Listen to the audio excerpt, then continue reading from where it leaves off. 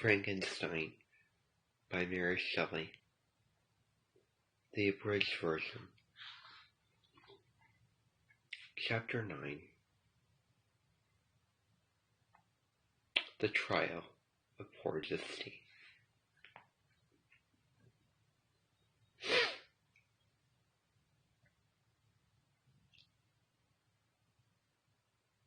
The trial started at 11 o'clock that morning. The whole family went to court. Ernest and I went for support.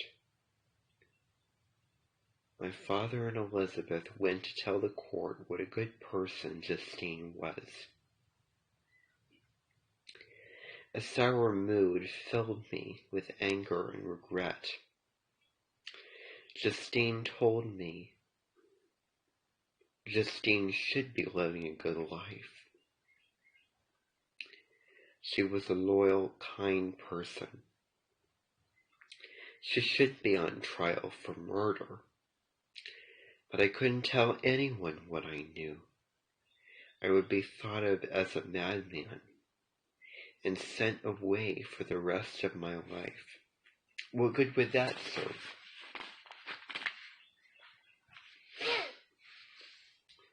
Justine sat in the box for the accused. She looked pale but calm. A tear slipped down her cheek when she saw our family enter the courtroom.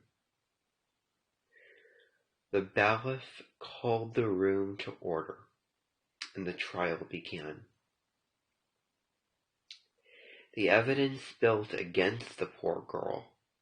The court said she'd finally been out all night.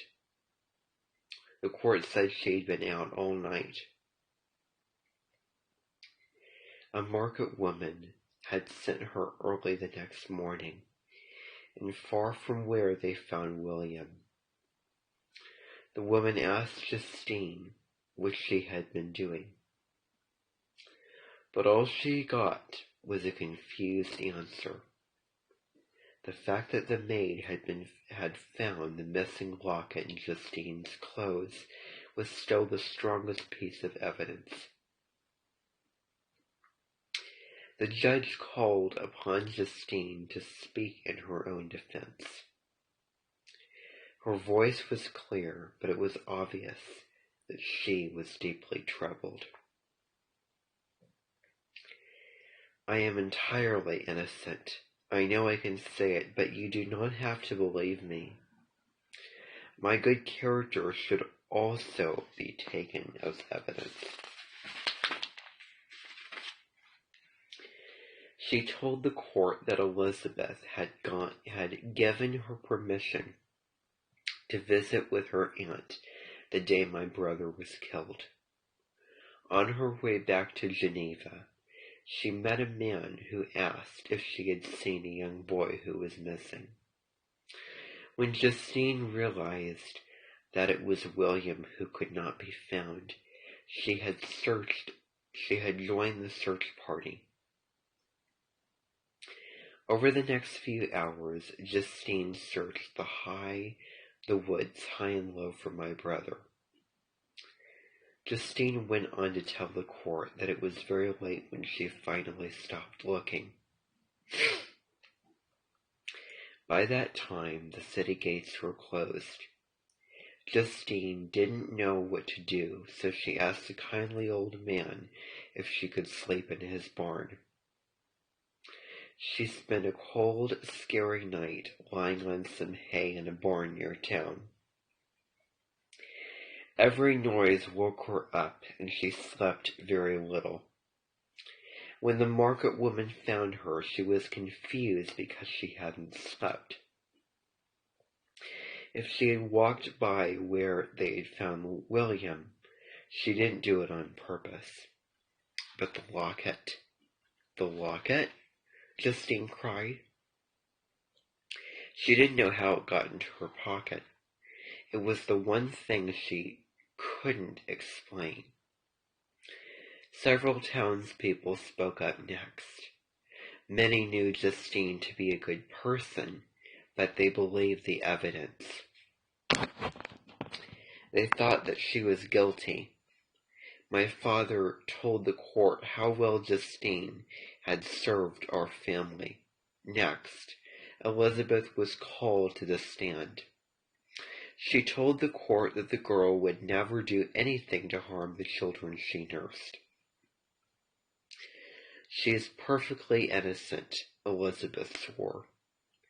Elizabeth's speech moved many in the audience. Justine looked thankful for her kind words and put on a brave face. However, the judge did not look at all convinced.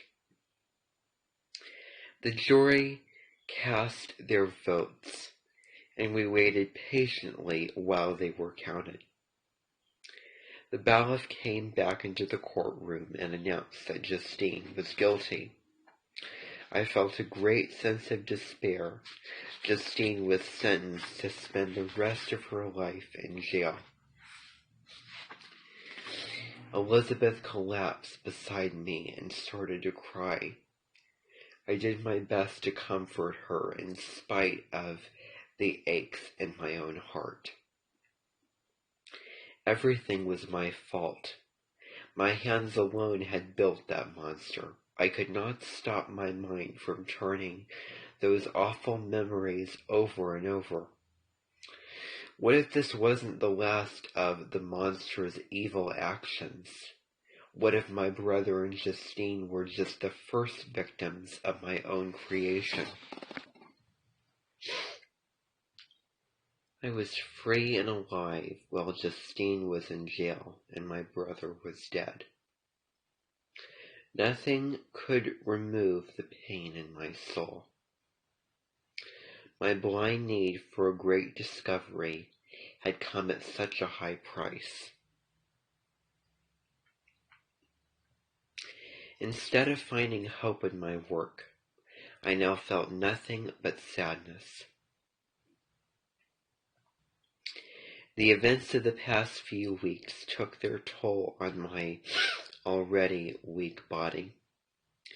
Nothing but a long talk with my father could tear me away from my grief.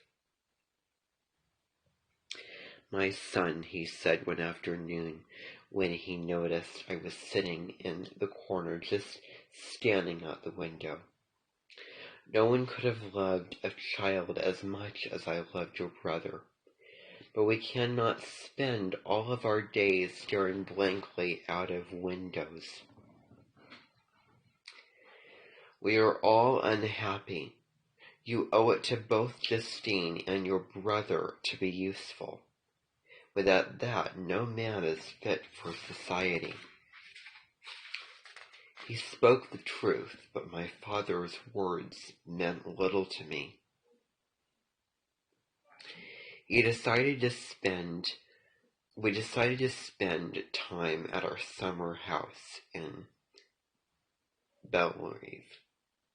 The fact that the city gates closed early in the morning made me feel trapped. I was glad to be in the country and be able to roam free.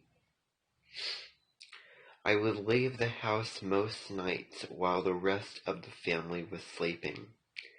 I would take the boat and spend many hours on the water. Sometimes I would leave the sail up and make my way with a purpose, but more often than not I would let the water carry the boat wherever it wanted to go. And I would lie in the bottom and stare up at the stars. The simple beauty of the sky would bring me to tears. I cried openly, knowing that no one but the frogs and the fish could hear or see me.